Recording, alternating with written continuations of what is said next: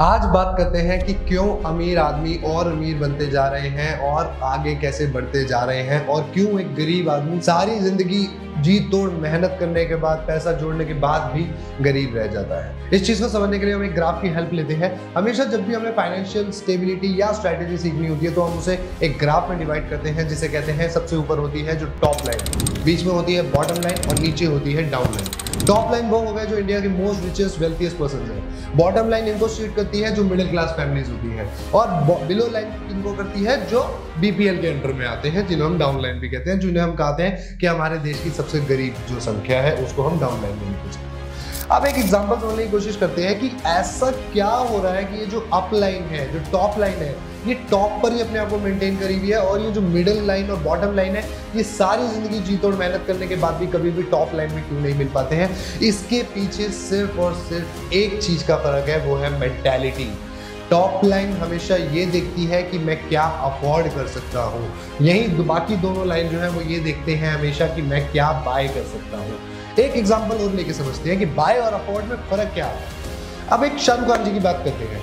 बेशुमार दौलत होने के बाद भी शाहरुख खान अपना एक प्राइवेट जेट लेने का सपना आज तक पूरा नहीं कर पाए, जिसकी कीमत सिर्फ और सिर्फ 400 करोड़ है, जबकि शाहरुख खान की जो नेट वर्थ है वो 6500 करोड़ रुपए की है। एक इंटरव्यू में शाहरुख खान जी ने बताया कि मेरे पास ऐसा लाइफ में कई बार ऑप्शन आए कि मेरे पास पैसा था और मुझे दो ऑप्शन में से चूज करना था कि या तो मैं अपना प्राइवेट जेट लेने का सपना पूरा करूं, या मैं उसे अपने रेड चिलीज एंटरटेनमेंट या किसी और बिजनेस में दोबारा इन्वेस्ट करूं, या अपनी आने वाली एक फिल्म में पैसा लगाऊं। उन्होंने बताया कि मैंने 2 बार 3 बार, हर बार जितनी बार भी मुझे ऑप्शन मिला, मैंने पैसा अपनी आने वाले फिल्मों में और बिजनेस में इन्वेस्ट किया, ना कि अपना प्राइवेट जेट लेने का सपना पूरा करने में। यहाँ पे एक फर्क समझने की कोशिश करते हैं। उन्हें क्या ऐसा, आपको क्या लगता है कि इतना बेशुमार पैसा होने के बाद भी वो प्राइवेट जेट उन्होंने क्यों नहीं खरीदा? उनकी पूरी नेट वर्थ का 6.5% भी नहीं है एक प्राइवेट जेट जो 400 करोड़ रुपए का एक जेट है, क्योंकि उनकी जो नेट कैपिटल है वो 6500 करोड़ की है।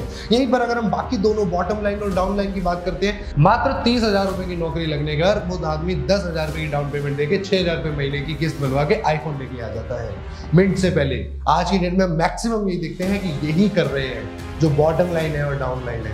आप एक बार दोनों चीजों में फर्क समझने की कोशिश करो। क्यों टॉप लाइन हमेशा टॉप लाइन पे मेंटेन रहती है? क्योंकि उन्हें पता है कि मैं किस चीज को अफोर्ड कर सकता हूं और किस चीज को नहीं। हाथी खड़ा करना अलग बात होती है, हाथी पालना अलग बात होती है। अगर आप ये सोचते हैं कि मैं किसी भी चीज को खरीद सकता हूं तो मैं उसे खरीद लूं और आप उससे आगे बढ़ जाएंगे जिंदगी में, या उससे आप अपनी क्लास मेंटेन कर रहे हैं, नहीं, वहां पे आप सिर्फ और सिर्फ अपने आप को वहीं उसी लाइन में अपने आप को गरीबी की तरफ अपने आप झोंकते हैं। आने वाली गरीबी को आप खुद इनविटेशन देते हैं कि नहीं, मेरे घर पे आइए, मुझे गरीबी चाहिए।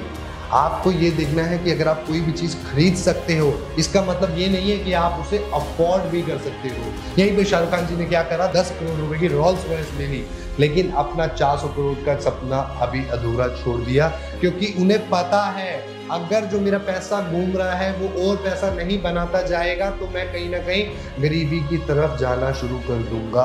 और यही हम लोग क्या करते हैं, साल का 12 लाख रुपए का भी पैकेज नहीं होता और हम किस्तों में जाके 25 से 30 लाख रुपए की गाड़ी लाके घर के नीचे खड़ी कर देते हैं। हमेशा आप एक चीज समझ लीजिए, अगर जिंदगी में आगे बढ़ना है, टॉप लाइन को मिक्स करना है, टॉप लाइन को मैच करना है, तो आपको ये ध्यान रखना बहुत जरूरी है कि आप खरीदने से पहले एक मेंटालिटी जरूर बनाएं, क्या आप इसे अफोर्ड कर सकते हैं, लॉन्ग टर्म में क्या आप इसके सारे खर्चे उठा सकते हैं। अपने फाइनेंशियल पोजीशन, फाइनेंशियल स्टेटस को मेंटेन रखते हुए तभी वो चीज खरीदें, नहीं तो आप डायरेक्टली या इनडायरेक्टली खुद गरीबी को अपने घर पर न्योता देके बुला रहे हैं। इस चीज का हमेशा ध्यान रखिएगा। ऐसी वीडियोस के लिए चैनल को सब्सक्राइब करें। Thank you.